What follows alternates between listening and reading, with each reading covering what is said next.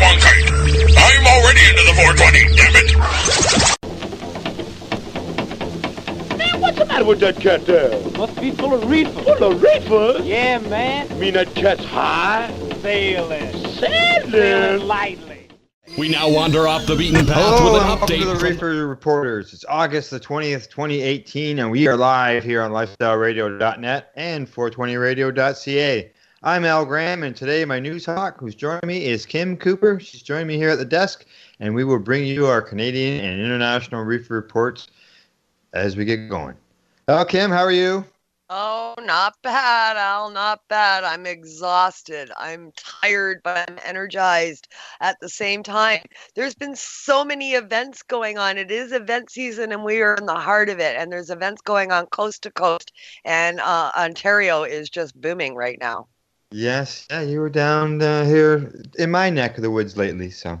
Yeah. I was able to attend the Tyendinaga Indigenous Territories Music Fest down there, and it was fantastic. That was last weekend, not the one past, but the one prior to that. This past weekend, I hosted myself another movie night here in Timmins, and that was followed up by a cleanup day at the park at Gillies Lake by the Timmins Hemp community. How'd the movie day go? The movie day was fantastic. We had a really good turnout this week. We're getting more people coming out at every event that we hold monthly. Numbers are increasing, so that's always great news. We really enjoyed the movie. We showed Jack Hare, the Emperor of Hemp.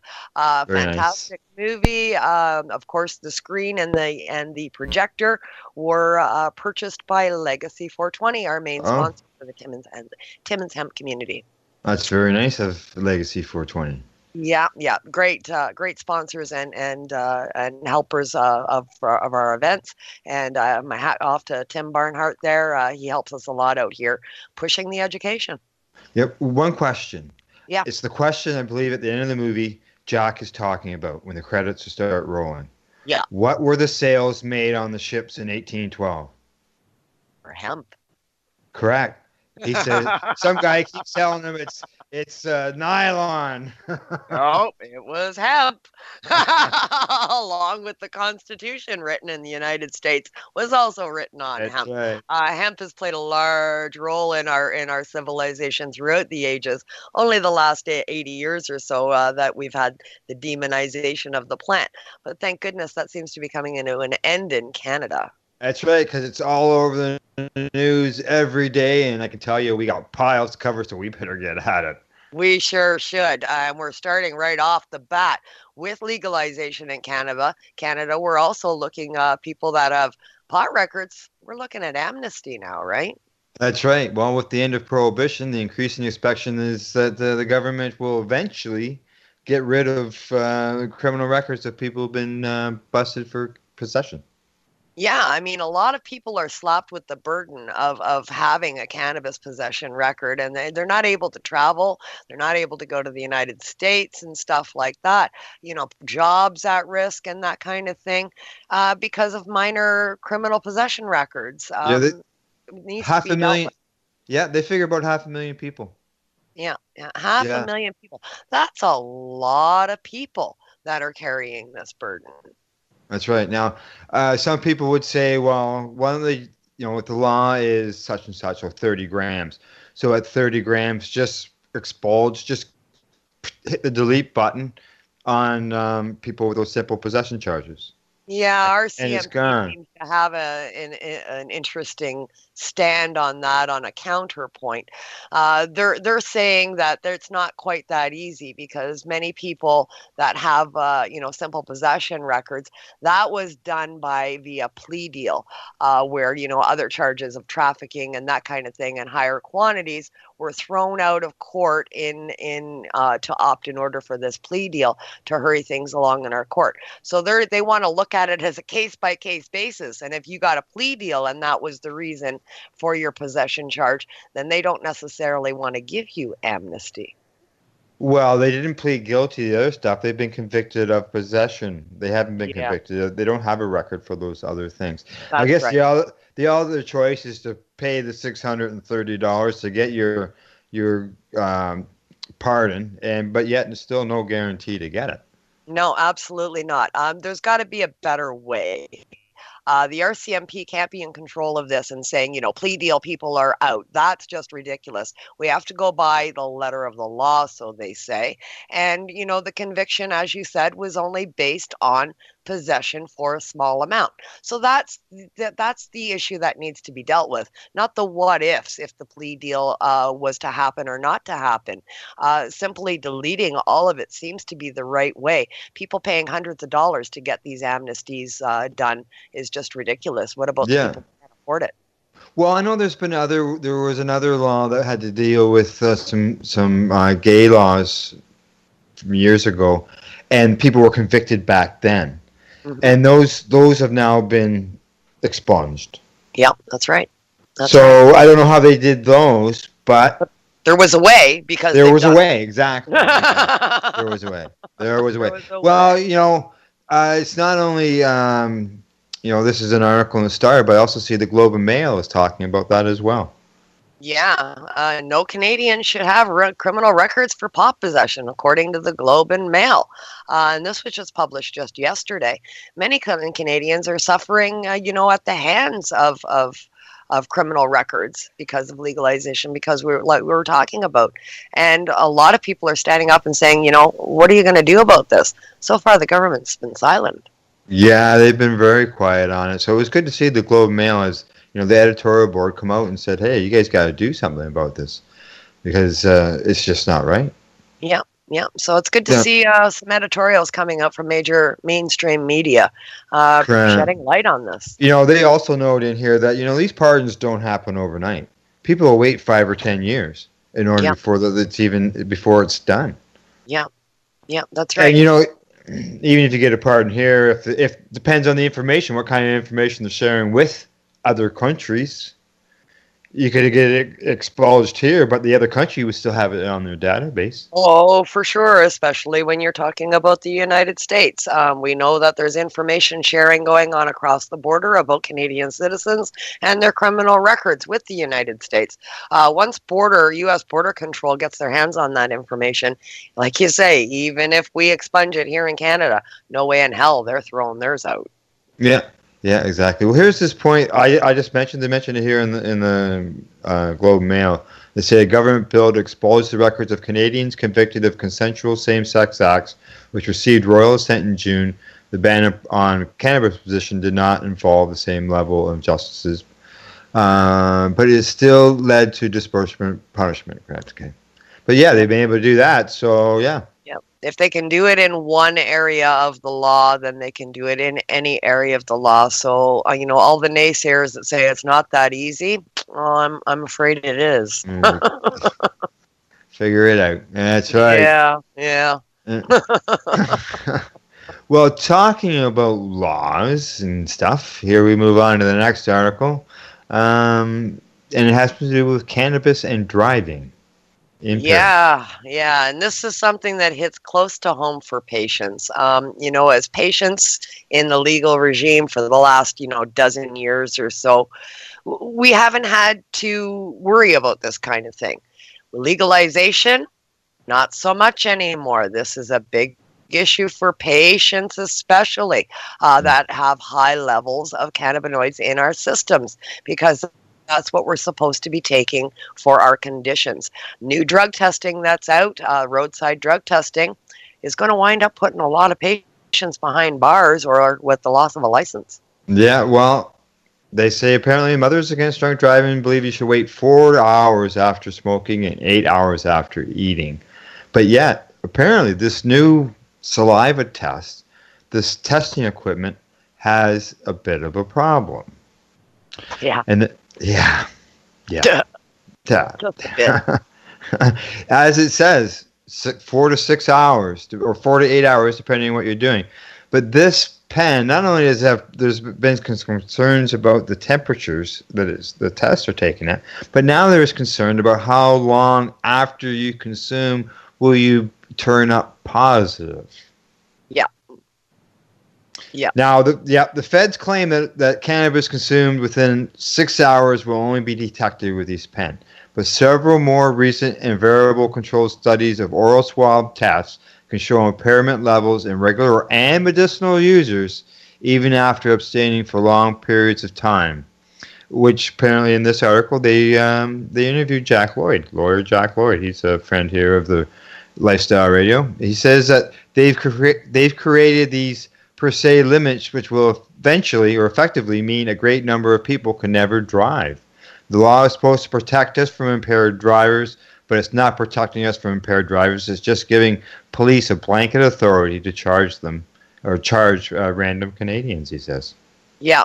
I mean, they're using DREs, they're using roadside testing. Roadside testing are already showing that they're not work. They do not work. They do not compensate for patients. They have a host of problems. 6 hours after consuming, you're showing positive. I got my hands on a couple of these. As people know, we've done our own testing here in Northern Ontario with a few different patients. I've made this public before. I've tested myself getting out of bed in the morning, and I test positive. So when I wake up in the morning, I can't drive my car after a good night's sleep. Well, we had Colton Turner on the Pace Radio Show, and that was the thing. He woke up in the morning at 35 nanograms. Yep. And So, I mean, but so patients as a patient, are we supposed to give up our license? They haven't said that, but according to a 2014 study in Norway, they found that THC was showing up on regular cannabis users, medical or otherwise, just people who consume, that it shows up 8 days after the last time they used it. 8 days. 8 days. So if you smoke a joint at your buddy's place one night or at home sitting out back under the stars, 8 days later it might show that you've just consumed it at some point. Yeah.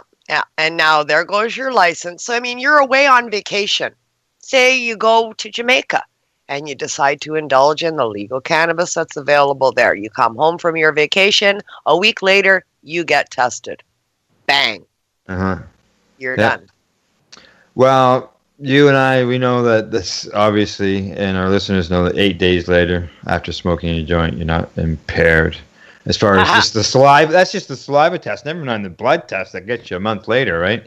Yeah. But, why are governments doing this? And they say it's because it's easier to pretend we have a way of determining cannabis inebriation, that you're impaired, in the same way as we do with alcohol. It's easier to quell the concern of anti-cannabis lobby by claiming that they have a way of catching impaired drivers than it is to admit that you don't. So they know that it doesn't work. They know it's a lie, but they're going to go with it and promote it anyway, just to appease the people that are against it or on the bandwagon about cannabis consumption and driving. Now, does that sound like responsible government? No. Yeah. Yay, Canada. Yay.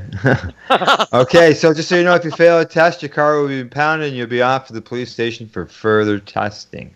Yes.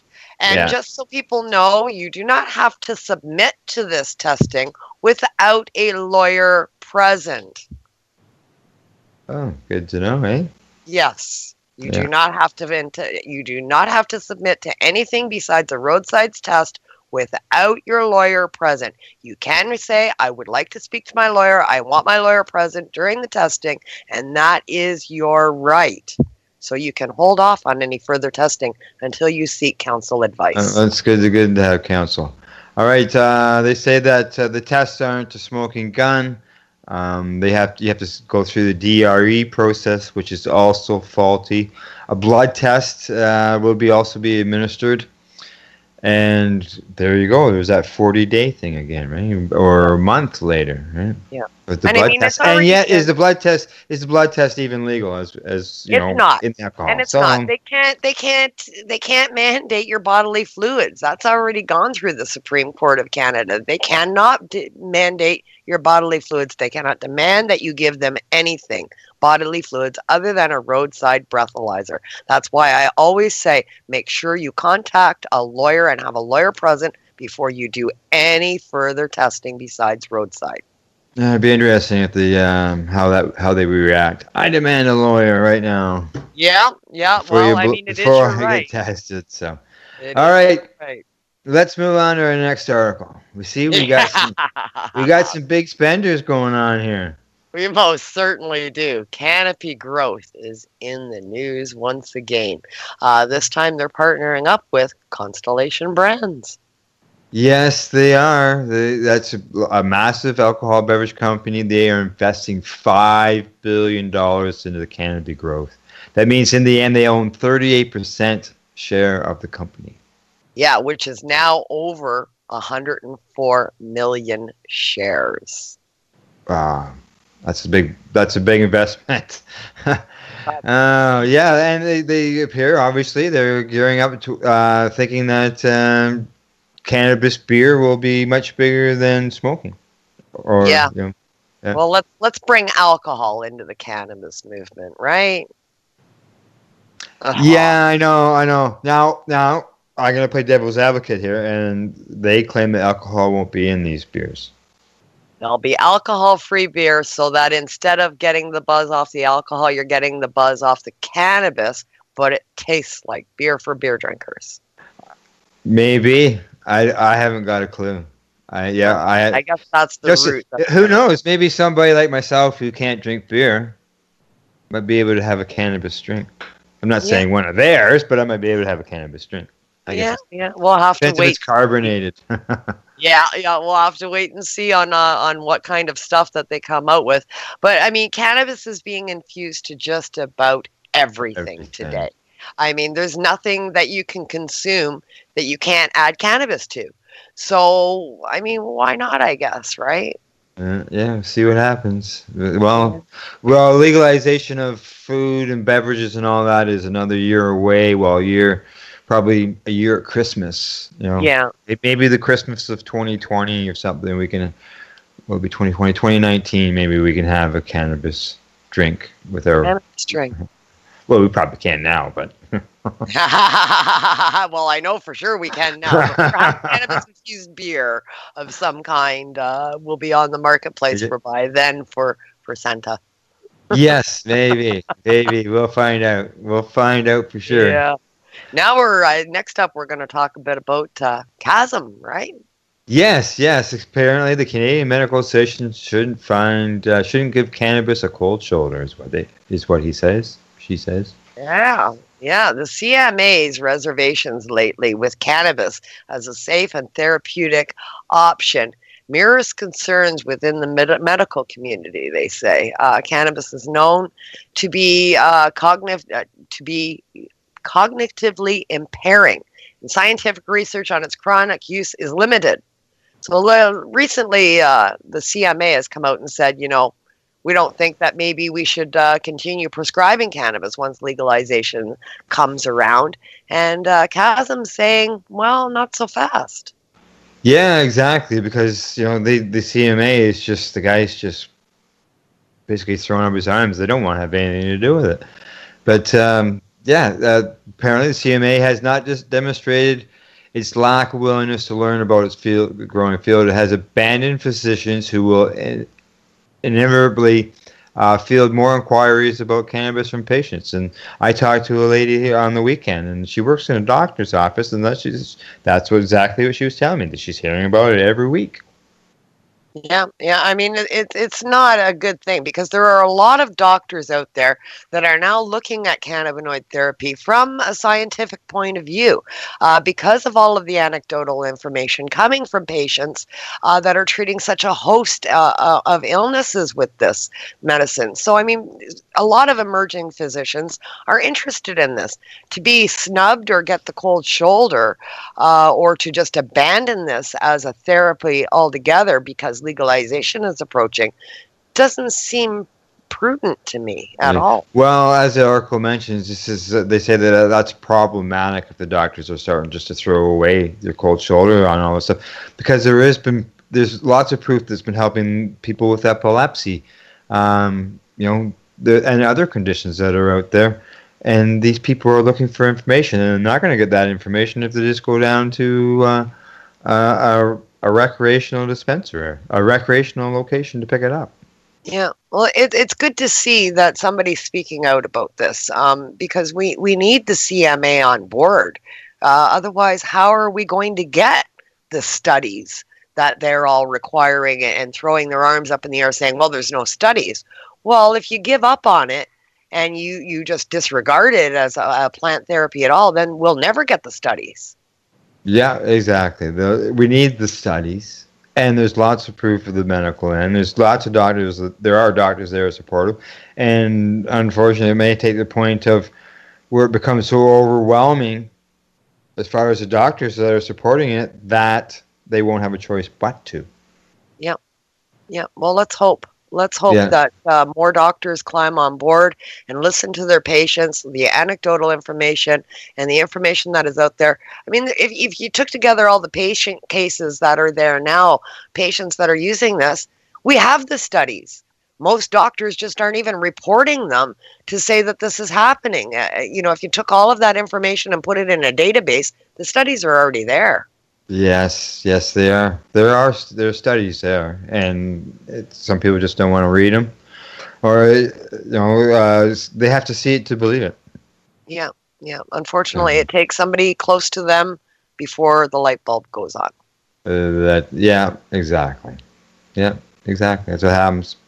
That's actually our some of our audio later. Our commercial audio will include a person like that. To tell you the truth. Mm-hmm. So. All right, let's move on to our next one, and that is big news here in Ontario. We've already touched on in the past about the recreational shops, and they're going to come up with a plan to allow private retail. So what's going to happen with the ones that they consider illegal? Well, apparently Ontario government has put them all on notice.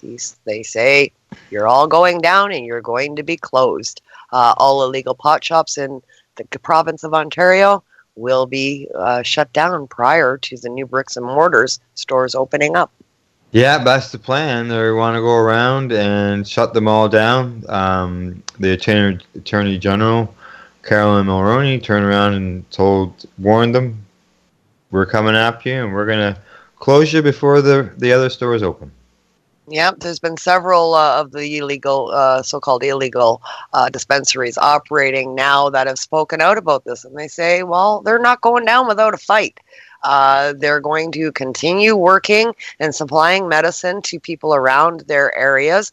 Places like Cannabis Culture were spoken to, and several in the Hamilton area as well. And they intend to stay open. Yeah, they do intend to stay open. Now, there is some advice out there that's floating around suggesting to them to these places to close down and then try to apply under the new program, the new regime. Yeah, but I mean, after the Ontario government's latest announcement saying that they aren't going to be doing business with any current retailers or anybody with a criminal record or anybody in the current industry, kind of makes you wonder if that's just a way to get people to close their doors. Yes, yeah, that's right. It could be make the transition in their minds smoother and less resistant. Yeah. I mean, who's to say that they're going to be licensed once they close their doors and apply for a legal shop? They could be denied, and well, now you've got no business. Yeah, exactly. So we'll see what happens. See if some stay open. See if there's a big. Well, actually, Ford has canceled some funding or something for a group that was going to go around and shut them all down. So who knows? Guess we're going to find out, but they're talking about it. So yeah. Well, Kim, Ford. What do you think? What do you think? Time to take a break? Sure, we can take a little dab break. It's been a busy news day. That'll give my computer a chance to breathe for the next story. Yeah. Okay. Well, this will give us some time to medicate it. And you got a teaser for the history moment? I do. It's got to do with large amounts of consumption and some trophies. All right. Okay. So everybody knows this week our little news clip is from CNN and Dr. Gupta. As I mentioned, the doctor has changed his mind. And then you'll know we're coming back when you hear Sean Paul sing about burning. You're listening to the Reefer Reporters. We are live here at lifestyleradio.net. Hey, this is Cheech. And this is Chong. And you're listening to Lifestyle Radio. What is it? Lifestyle Radio. Say it one more time. 420 Radio? Ooh.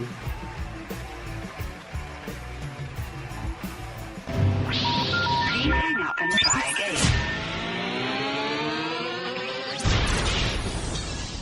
You're listening to Lifestyle Radio. There's been such a remarkable shift in public attitudes toward the legalization of marijuana in the past 10, 15 years. This Gallup poll now shows approval at about 64% nationwide.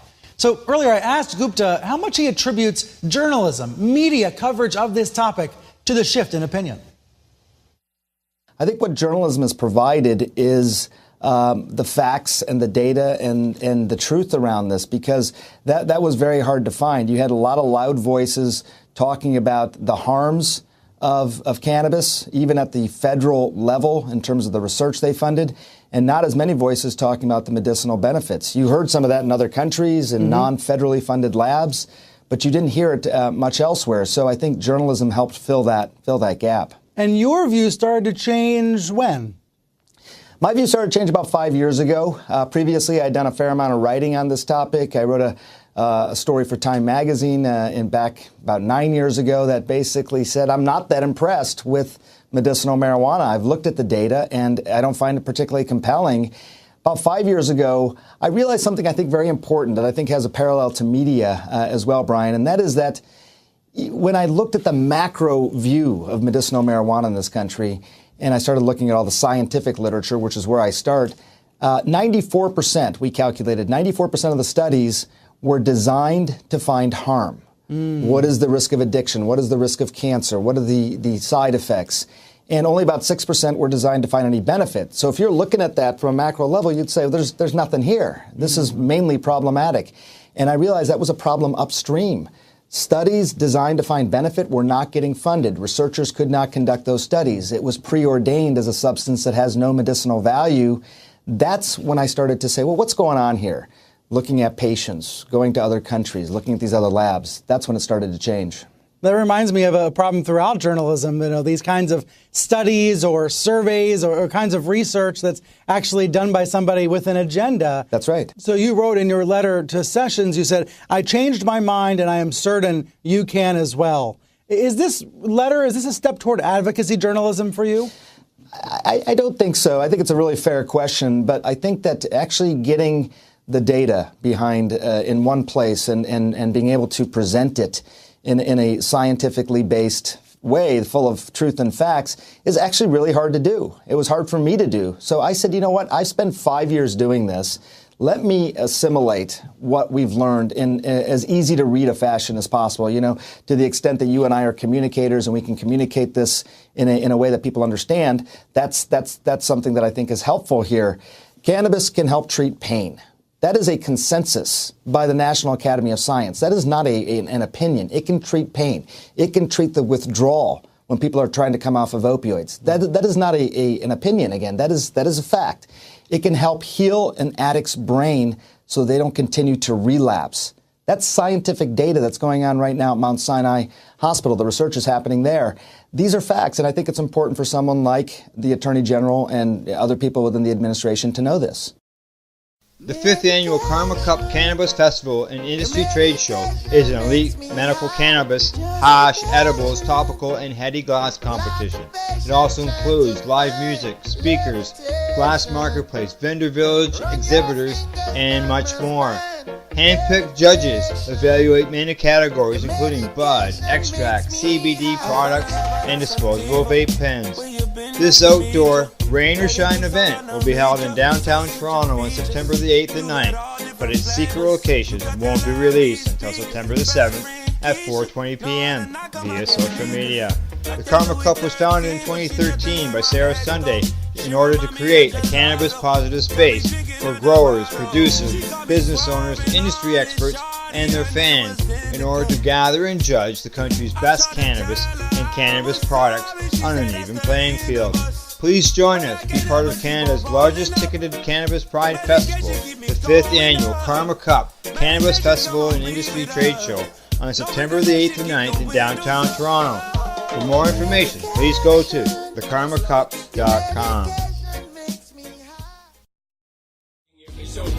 Everybody in the nation legalize it right now. We violate one every day. We be burning, not concerning what nobody wanna say. We be earning dollars, turning car we minded but we pay. Some got gold and oil and diamonds, all we got is Mary J. Legalize it, time to recognize it. This purple haze, it make me crazy, make me write no tune, and that's what pays me. But I'm not the only occupation quite to get it.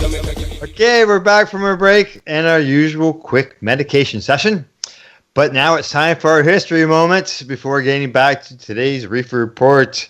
Well, Kim, what's going on? Well, I as you all know, I'm on Facebook quite a bit, and we all have that wonderful thing where it shows you your memories in Facebook, and I had some wonderful ones pop up today, and it was all about none other than the Karma Cup, which takes place in Toronto every week, and it was all about our pictures getting our Karma Cup kit last year, and we got them this weekend as well. yes, we did, didn't we?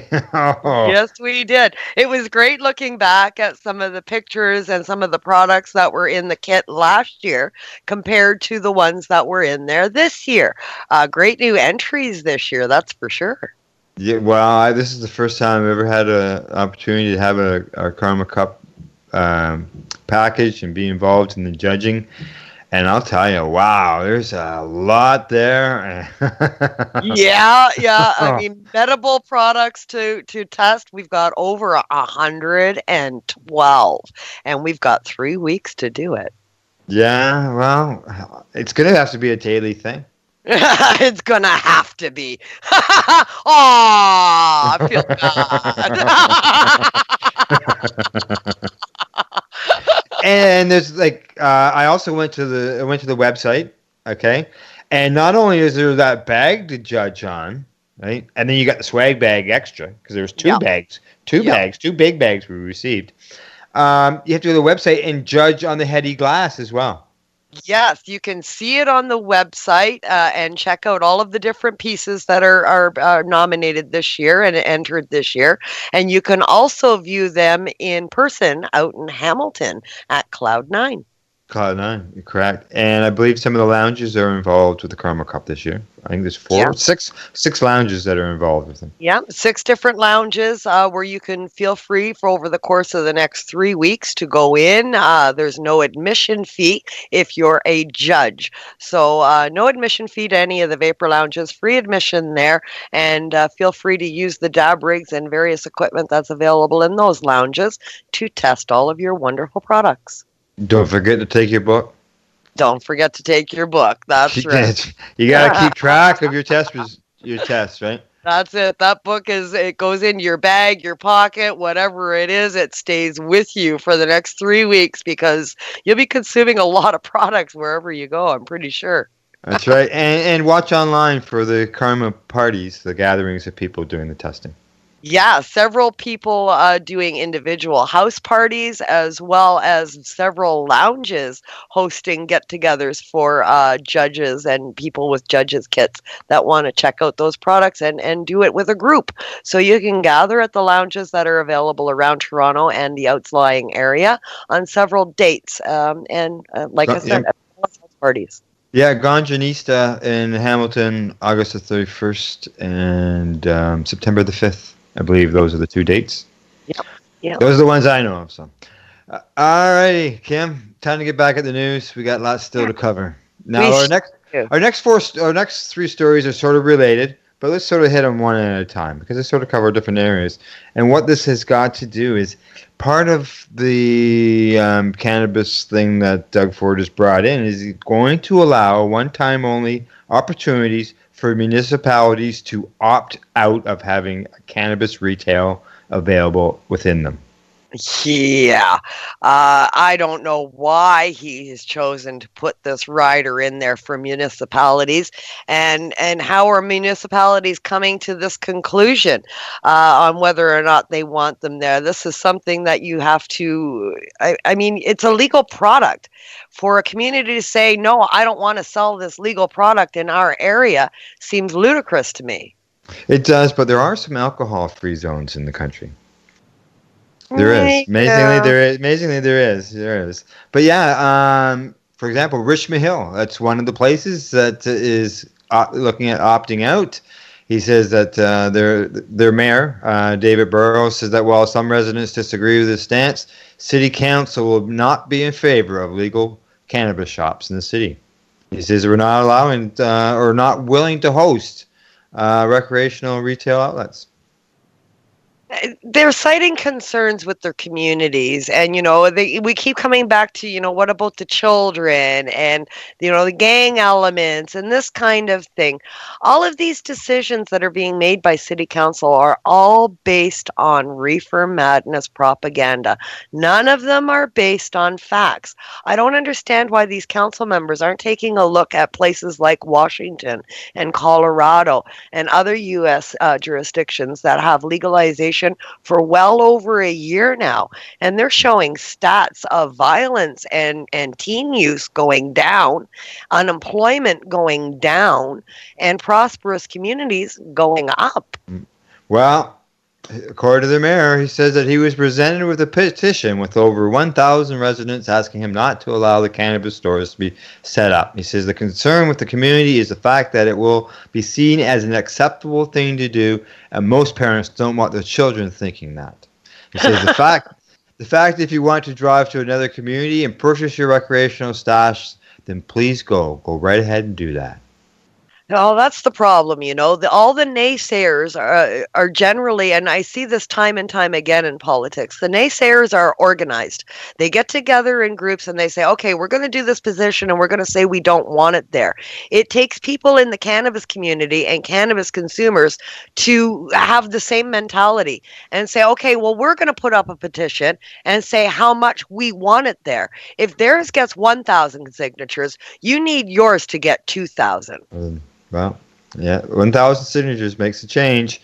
Okay, now they're not their only place. Now, Richmond Hill, this article also goes on, mentions that the mayor of Markham says he's also opting out. He says when approached by the previous government to be one of the first locations, the mayor rejected that opportunity, and council also passed a motion rejecting retail outlets. So there you go, Markham and Richmond Hill, dry zones. Yeah, dry zones, and Vaughan is looking at it. They're undecided right now, but they're looking at it. I mean, how many communities are going to opt out of this? Well, and what does that do for the people that live in that community? It doesn't seem right to me.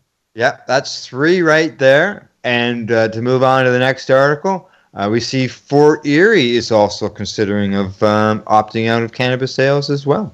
Yeah, another region altogether, but still in Ontario. Fort Erie is wanting out. I think we're going to see a lot of smaller towns and municipalities jumping on this opt-out bandwagon, and that's going to stress the legal system. There's no question. Well, in Fort Erie, officials say that they'll be taking a long look at the available options before they decide to go either way. The mayor says that the town will need an opportunity to understand how the province proposes to license and regulate private cannabis sales before taking a position on opting out. So, there's another place that's looking at it. Yeah. Yeah, and a lot of these municipalities like Fort Erie, they're talking about, getting public information and background information and studies and this kind of things. Legalization is here. All of these municipalities knew we were doing this for well over a year. The time for study is done. Well, they seem to. It depends on things here. They say to the extent the municipality can control location, site concerns, setbacks, and so forth under zoning regulations, there will also be a public process, background information. So there's things that the municipality can do, but they want to see what's going to happen in the end with what the government says. Yeah, and I mean, Flora Ford is definitely dragging his feet and letting out little teeny tiny tidbits of information at a time, and then a lot of times the very next day contradicting the information that came out yesterday. So in Ontario, we really still don't know what the hell we're doing. No. And talking about towns that are opting out, we got another one here as well, and that's Oakville. Yeah, don't expect any cannabis retails in Oakville. Another town council that's completely rejecting it. Well, we have municipal elections that are coming up in October, I believe. In October or November, end of October. Yeah, we're the same here up in Timmins. Right, yeah, it's province-wide. Is our council going to make this decision before the new council comes in? Yeah, and that's another thing. I mean, you've got outgoing members of council speaking and making these rules and regs for our citizens. They're not even going to be there by the time a lot of this legislation is enacted. So do they have the right to do that, or should citizens be demanding that these kind of decisions be made by the new council, the ones that we are voting in to create the change we want to see? Yeah, well, I know in the Oakville situation they do mention until waiting to the next council, but he basically said that if he was elected into the next council, the same thing is going to happen. Yeah. But I mean, with all of the municipal elections that are going on, this is the time for the cannabis consumers to speak up. Because as we said in the previous story, all it took was 1,000 signatures from the people of that community to get their council members' ear. Our community needs to do the same thing. Election times are happening in communities across the region right now. And electing in the officials that have the mindset to do things the way you want them done is a way to affect change in the future and benefit us all. Well, during this is election season, I know that there will be town meetings. Where all candidate nights. This is a perfect opportunity to go to one of those and make your voice heard. Stand up and ask the question. Is our municipality going to opt out of cannabis legalization? And do these centers who opt out, do they reap the benefits? Yeah, exactly, because there's a lot of more money coming down federally, provincially, and it trickles down into the municipalities for them to prep for the legalization regime. If these communities are opting out and saying, no, we don't want it here, then should they get the funds that go along with that prep? Now, here's another question, which relates to our next story. You look at a retail place, you're thinking of a cannabis retail place, and that's it. Well, in our next story, we see that Second Cup, their shares and things go up because they're looking at opening up stores here, adding that to their store. So what about combined places like this? Yeah, and I mean, adding cannabis, a lot of people say, oh, this is a good idea. Coffee and cannabis go well together. Everybody enjoys a cup of coffee while we're enjoying our cannabis and that kind of thing. Problem is, we're not going to be consuming at the Second Cup. You'll only be purchasing at the Second Cup. Another problem, Second Cup is an all-ages venue. So you're going to have kids there that are going to be in the same facility as where you purchase cannabis. I see that reaching a whole new level of problems. What about the children and the safety factor and, illegal lounges and head shops can't do sales because we're not capable, but we're going to put it in a coffee shop? Yeah. 130 of them across the province is what they plan on doing. They made that announcement just after the government said that they're going to go private. So, there's all kinds of questions about a situation there for sure. Absolutely. Yeah. And once again, it just raises the big question, in this province. Is this legal regime only for the rich? Is it only for the corporate? Is that the way it's being designed? And when you see players like Second Cup get in, it reinforces that. Yeah, well, let's just put it this way. Can you take a fair trade organic coffee store, right? It's like I used to do presentations at the Grindhouse in Campbellford, which was that was the time the store was, go there and deal with, they may deal with the craft market person. Yeah. Yeah. You know, Yeah. it I just- mean, because are we going to see something like that happen, or is it only going to be LP, corporate LP teamed up with corporate coffee? I don't know. We'll find out. But yeah, there's a lot of, you know, like you say, the kids going into the place. You know, will it be a separate location in there? You know, will Second Cup not be able to have a store in Richmond Hill, in Fort Erie, Oakville? You know, will Close all the Second they'll have a Cup store, but they won't be area. able to have cannabis there. You know? Yeah. Yeah. Limited products available. I mean, it's going to make for a host of problems for sure. Oh yes, yes. But I see here in our next story, a couple of communities here in Ontario are actually benefiting from cannabis. Yeah, I really like this story. You know, the first town that they discuss obviously is Smith Falls, and you know that's because that's where canopy growth goes. So that part of the story, we already know the history on that, and how the Hershey factory was turned into one of the largest corporate cannabis operations in Canada. The second town that they discuss in this story is more closer to my heart and yours as well. It focuses on Tyendinaga, which is, of course, where our friend Tim Barnhart and Legacy 420 reside. Great article here with a lot of points. Yes, there is a lot of points. And, you know, this location, the police have left them alone. The police and federal law enforcement agencies have generally left the place alone. I know that Tim has, you know, spoken to the police when they came to the store when he originally got started.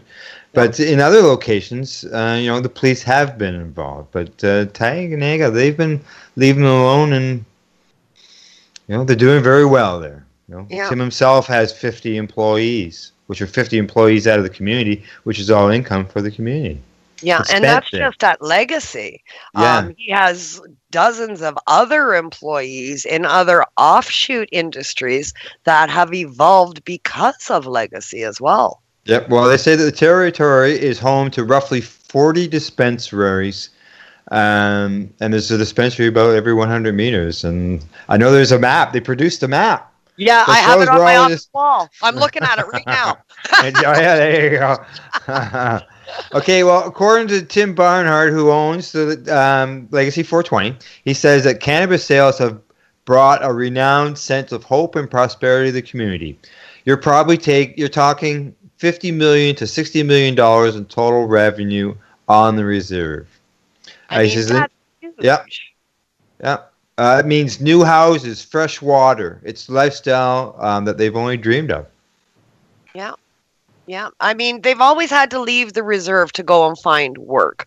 And then the reserve itself has been problematic. Water issues, housing issues, homelessness, you know, addiction, all of that kind of stuff. All of that is getting cleaned up. It's a wonderful place to visit. You don't see dilapidated homes. Everybody's doing construction everywhere because they have a livelihood. Yeah. Well, band leadership has also acknowledged that the future of dispensaries at Tyendinaga is a highly sensitive issue. Talks between the Mohawk leaders and the federal and provincial governments are scheduled to take place this summer.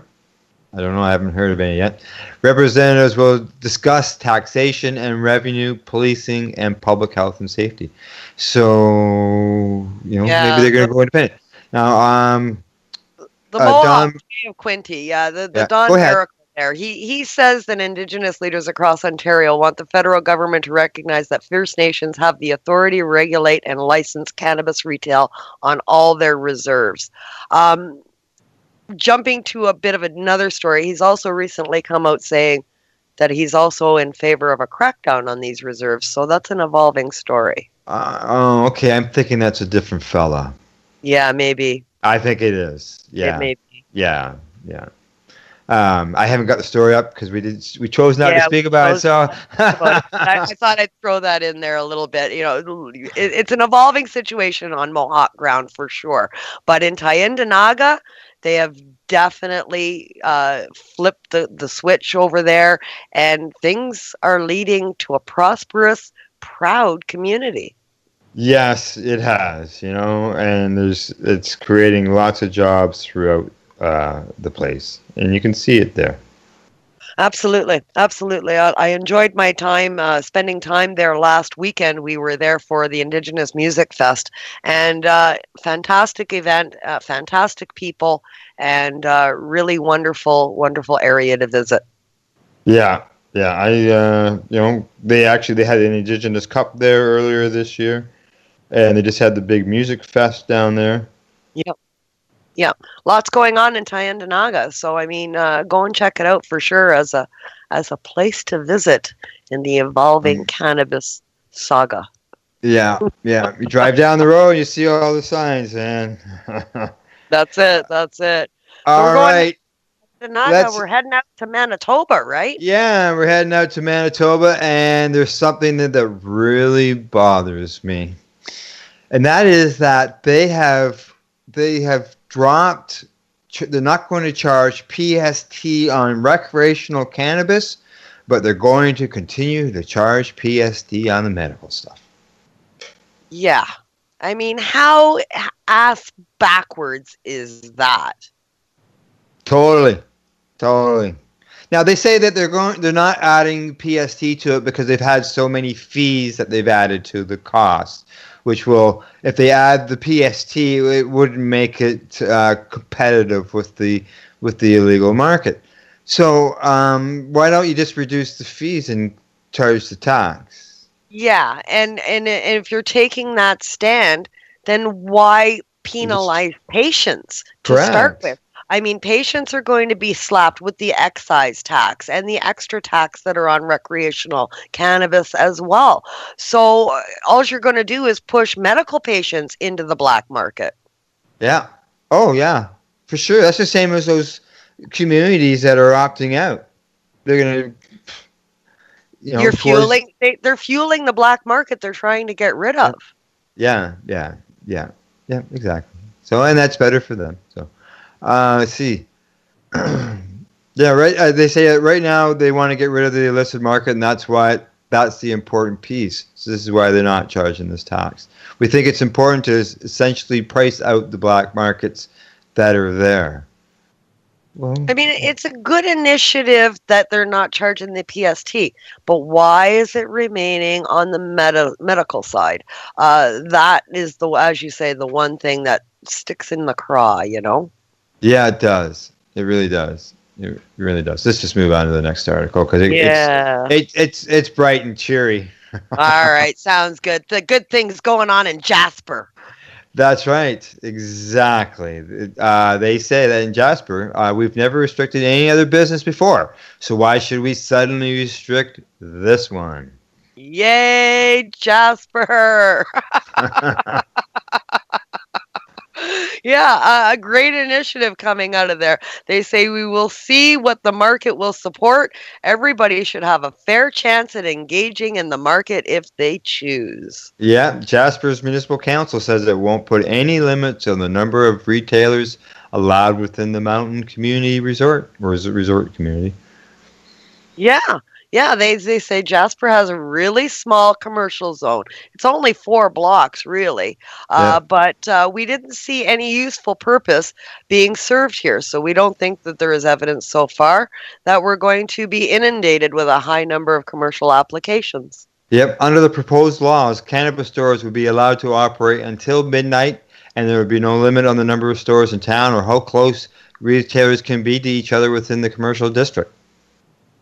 Excellent. I mean, that's what free market is about. You can have a Max Milk on one side of the street, and you can have, a Becker's on the other, and they're in competition with each other, and that's what we're made from. They say that the mayor says that we're not in the business of passing moral judgment. There you go. Okay, councillors have also voted to apply for an exemption to federal and provincial law, which require a 100-meter buffer zone around the cannabis retail shops, schools, and and hospitals. Holy smokes, we got places out there that are trying to make them bigger distances, and here's a place that's going, that's too wide. Give us more room. Yeah, that's too big. That's too big. No. We want to drop that rate. I love it. I love Jasper. Maybe I'll move to Jasper. Maybe. Yeah, they say that strict cannabis retail regulations don't make sense for Jasper. Just because of the fact that they have limited retail space. It doesn't work. Right. It doesn't work in a tiny, tiny community. It doesn't work. If you want more than one shop and you want free and open competition with more than one shop, then a lot of these regulations won't work for a confined space town. That's right. Well, Councillor Paul Butler, he noted that the current dispensary for medical cannabis is the post office, which is closer to the schools than any of the businesses in the commercial district. I love it. The post office is the gas station and the corner store and the cannabis store. Yeah. That's fantastic. I mean, it's a tiny town, so you have to have concessions for these things. Yeah, exactly. So it'll be interesting. Well, hopefully we'll hear more about this going down the road. And I've got to say, they've got to be one of the most relaxed laws in the world, or, because they thought that about town in Edmonton was at one time. Yeah. Yeah. A little bit of heat, eh? Yeah, that's what it looks like. Too funny. And from Jasper, we're going to talk about the DEA. Yes, this headline, it grabbed my attention. DEA wants to grow more cannabis. Huh? What? What's going on here? I already knew they grow, but now they want to grow more. Yeah, what's going on here? But apparently it's to combat the opiate crisis. Correct, because of the fact that there is an opiate epidemic going on. Yeah, so at the same time, the DEA is pushing to reduce certain amount of opiate drugs, such as oxycodone, hydrocodone, morphine, fentanyl, and others that are produced in the USA. So they say they've lost too many lives to the opiate epidemic, and families and communities suffer tragic consequences every day. Yep. So the DEA is opting for more cannabis production. Yeah, well, the anti-drug agency is moving to more than quadruple the amount of cannabis that can be legally grown in the U.S. for research purposes. They're going from 1,000 pounds up to 5,400 pounds. So they're going to finally make the steps forward and give scientists and doctors access to the cannabis that they've been asking for years in order to do these comprehensive studies. Yeah, that's right. Well, as you know, U.S. Attorney Jeff Sessions, he's a longtime opponent of cannabis legalization. He added that the opioid epidemic that we're facing today is the worst drug crisis in American history. Cutting opioid production quotas by an average of 10% next year will help us to continue the process. So are they going to make this are they going to make this available to people? Because that's the only way it's going to make these numbers go down. Yeah, well, because they've only got the probably 4 federal legal patients now. Yeah, that's right. And from what I'm reading into this article, I think the extra production of cannabis that they're producing will only be for scientific study. Yeah. It'll allow for doctors to conclusively prove that cannabis once and for all does help with the opiate crisis, and thereby hopefully in the near future make it more readily available to patients battling that addiction. Yeah. So obviously they got to open up the process for allowing people to be able to do the research, because they've been really, really, really, really stingy, barely letting any out. So they have to open that up. Yeah, there's been a lot of regulations. People, I mean, we've seen reports and doctors and different scientific groups that have said, we've been petitioning NIDA and the DEA to get this substance for 2 years, jumping through hoops in order to get the cannabis, just to get the study underway. So hopefully the increased productions will also come along with, less restrictions and allowing these people to do the work. Yeah, exactly. All we can do is keep an eye on this story as well and see what happens. Yeah. Because if they do, they got to make the research available, get the science done, and then make it available to the patients. And let's not diddle-dally. Absolutely. So, a little bit of light maybe for the DEA. It's definitely something to watch. Yes, exactly. And our next story here in Denver, it sort of surprises me. They said that Denver's first of its kind social cannabis use program for businesses is mostly a bust. Yeah, people aren't using the facilities. It kind of fizzled out. I guess it was very popular when it first opened. Now, not so much. Well, they say that it has to do a lot with the navigating the maze of restrictions that come to do this. Like you said, it's just the one. It's just the one, and there's actually a map there that shows people where they can go. It's so restricted. It's so hard for people to be able to get an actual license to do it. That if you look at this story, Kim, and you scroll down, there's a map there, and everything is just red. There's barely any green spots where people could actually open up a lounge type place for customers to go to. Yeah, there's hardly anything there. It's amazing how small it is. There's kind of just a little streak that goes through the middle of the town, so you can make it from one end of the city to the other, but just in the middle there. Yeah, a 1,000 feet. They want 1,000 feet between places. Just the places that are restricted. It almost like it closes down almost the whole place. Yeah. And that's been a big problem. We're going to legalize cannabis here in Canada, and pretty soon we're facing the same kind of restrictions. We had a discussion about this on the weekend at an event that I was at, and we have more rights today than we'll have in October. Yeah. Well, there's a cannabis industry consultant there. He's also a commercial and real estate agent, and he said 5 or so of his clients have sought his help in finding a place, but it's just so hard for them to do. He says that none of them have been able to do it. So they just basically give up and walk away. So there's a chance that they may loosen up on some things, but yeah. Well, they're going to have to if they want the industry to evolve. I mean, people need a place to consume. We're going to be facing that here pretty soon. Sure, big time. People need a place to consume.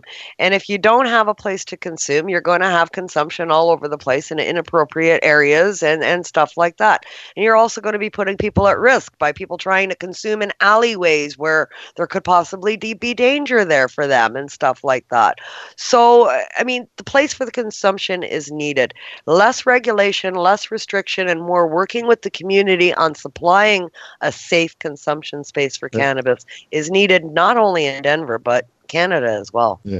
Well, these places provide places for tourists and locals to go into.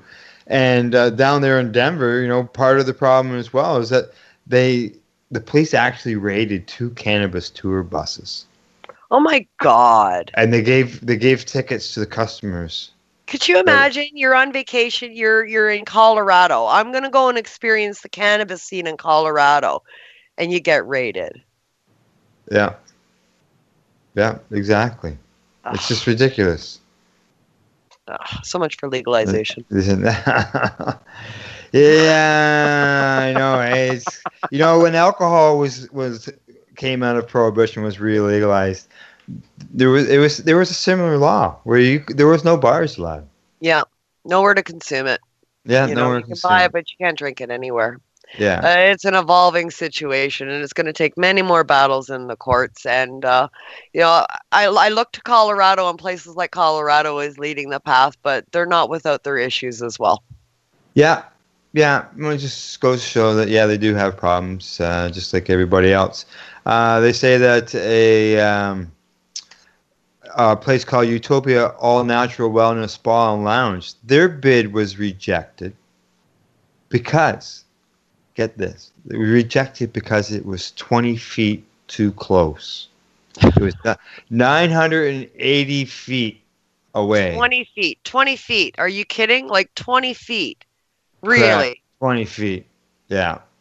I'm sure I read in here somewhere. It was it was around the corner. It wasn't even visible to them. Yeah. They say here that there's one of the largest bars and patios next door to this child care center. The mom would actually have to drive one way, almost 5 blocks around to drive to her location. But here, but that 20 feet is too close. They have to drive, go around the block to find the cannabis store, and it's not allowed. But a bar beside is. That's fine. Yeah, that's Yeah. fine. Both products perfectly legal. Yeah, exactly. Well, let's end this day on a happy story. Yeah, let's go over to Santa Rosa and talk about a wonderful little girl getting to attend her first day of kindergarten. That's right, exactly. And little girl, she relies on cannabis oil to treat a rare form of epilepsy. Started school. Yeah, she started school on Monday. And she did that under a court order that allows her to attend school while a judge decides whether the school district can ban the medication from school grounds. Yeah, this all started with a court case. Little Brooke Adams, she's 5 years old. She has Dravet syndrome.